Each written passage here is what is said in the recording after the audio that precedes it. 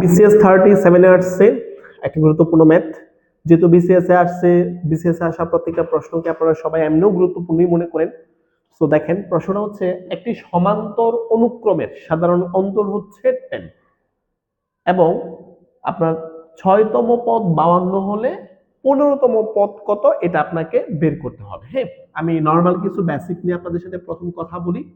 আপনার ধারা হচ্ছে দুই ধরনের, একটা হচ্ছে সসীম ধারা, একটা হচ্ছে অসীম ধারা। হ্যাঁ, তো ধারা হচ্ছে দুই ধরনের, যেমন 1 plus 2 plus 3 plus dot dot dot, মনে করেন আমি এটা 20 পর্যন্ত লিখলাম। যে ধারার শেষ পদ আছে এটাকে সসীম ধারা বলা হয়। তো এটা একটা সসীম ধারা।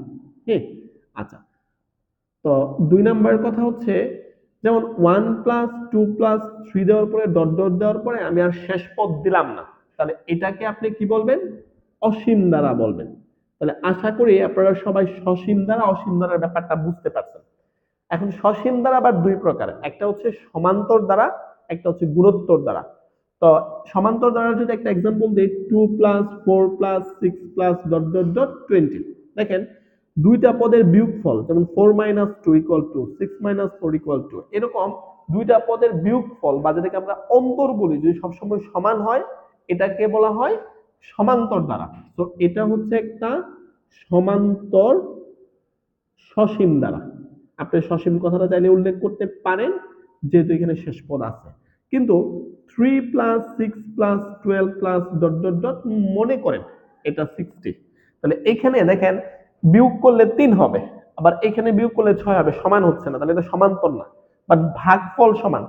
6 divided 3 that means 2, 12 divided 6 that means কি 2। তাহলে যে ধারার বা যে সসীম ধারার দুইটা পদের ভাগফল বা অনুপাত সমান হয় এটাকে গুণোত্তর দ্বারা বলা হয়। তো এটা হচ্ছে একটা গুণোত্তর সসীম দ্বারা। আচ্ছা, তাহলে আমি আপনাকে সমান্তর এবং গুণোত্তর শিখাইছি। এখন বইয়ের মধ্যে কিন্তু বা আমার এই প্রশ্নের মধ্যে কিন্তু অনুক্রম বলছে। ধারার অনুক্রমের মধ্যে পার্থক্য হচ্ছে আমি এখানে তো প্লাস দিছি অথবা এখানে মাইনাস থাকতে পারে, এই ব্যাপারগুলো না থাকে যদি এখানে কি থাকে কমা থাকে, তাহলে আমরা এটাকে কি সসীম অনুক্রম বলবো। কেমন? যদি প্লাস মাইনাস দিয়া সবগুলো একসাথে সংযুক্ত থাকে তাহলে হচ্ছে দ্বারা, আর যদি এটা বেসিক্যালি কমা দ্বারা এলিমেন্ট গুলো আলাদা করা থাকে তখন এটাকে অনুক্রম বলা হয়।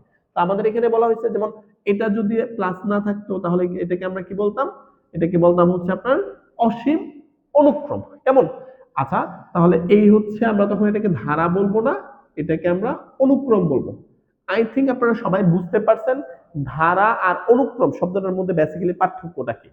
আচ্ছা, এখন ওদের কথা হচ্ছে যার সাধারণ অন্তর, যার সাধারণ অন্তর ডি, এর মান 10 দেওয়া আছে। 6তম পদ হচ্ছে কি 52 হলে 15তম পদ কত। তাহলে সমান্তর ধারা নিয়ে যদি আমি আরেকটু বিস্তারিত কথা বলি, সমান্তর ধারার ক্ষেত্রে nতম পদ, সমান্তর ধারার বা এখানে তো অনুক্রম বলতেছে, আমি অনুক্রমই লিখতেছি, অনুক্রমের ক্ষেত্রে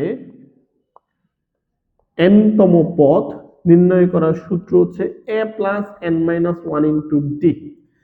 এখানে আপনার প্রথম পদ হচ্ছে এ, প্রথম পদ ইকুয়াল এ, সাধারণ অন্তর, সাধারণ অন্তর হচ্ছে আপনার ডি, আর এন হচ্ছে পদ সংখ্যা, এটাকে এন বলা হয়। তো এই অঙ্কটা যদি আমাদের রিটেনে আসে তাহলে আমরা যেটা করব প্রথমে লিখব ধরি সমান্তর অনুক্রমের, অনুক্রমের ক্ষেত্রে, সমান্তর অনুক্রমের ক্ষেত্রে প্রথম পদ ইকুয়াল এ, সাধারণ অন্তর ইকুয়াল হচ্ছে ডি, পদ সংখ্যা ইকুয়াল হচ্ছে এন। মোটামুটি গেল। এখন দেওয়া আছে সাধারণ অন্তর, দেখেন সাধারণ অন্তরের মান হচ্ছে 10, দেওয়া আছে সাধারণ অন্তর ডি ইকুয়াল হচ্ছে 10। এরা বলছে 6তম পদ। হ্যাঁ, তো আমরা জানি সমান্তর অনুক্রমের ক্ষেত্রে nতম পদ নির্ণয় করার সূত্র a plus n minus one into D. তাহলে এরা 6তম পদ বের করতে বলছে, তাহলে 6তম হবে a plus six minus one into D, তাহলে a প্লাস 5d। তাহলে শর্তমতে আমরা কি লিখতে পারি? আমরা কিন্তু বেসিক্যালি ডি এর মান জানি 10, চলেন বসাই দেই। তাহলে ব্যাপারটা কি হবে, অথবা শর্তের মতো লিখে একসাথেই বসান। শর্ত মতে a প্লাস 5d ইকুয়াল হচ্ছে 52। তাহলে a প্লাস 5d এর মান 10 ইকুয়াল 52। তাহলে a ইকুয়াল 52 মাইনাস 50, অতএব এর মান হচ্ছে 2। এখন আমি কিন্তু ডি পাইছি 10, আর প্রশ্নে দেওয়া ছিল এর মান পাইছি কত, 2 পাইছি, যেটাকে আমরা প্রথম পদ বলতেছি।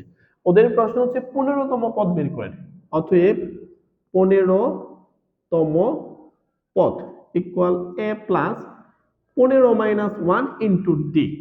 nতম পদের সূত্র হচ্ছে a plus n minus 1 into d. এখন n এর পরিবর্তে আমরা 15 কনসিডার করছি, তাহলে 15 n এর পরিবর্তে 15 লিখছি। তাহলে আমার থাকতেছে a প্লাস 14d। আমরা a এর মান 2 জানি, d এর মান হচ্ছে 10।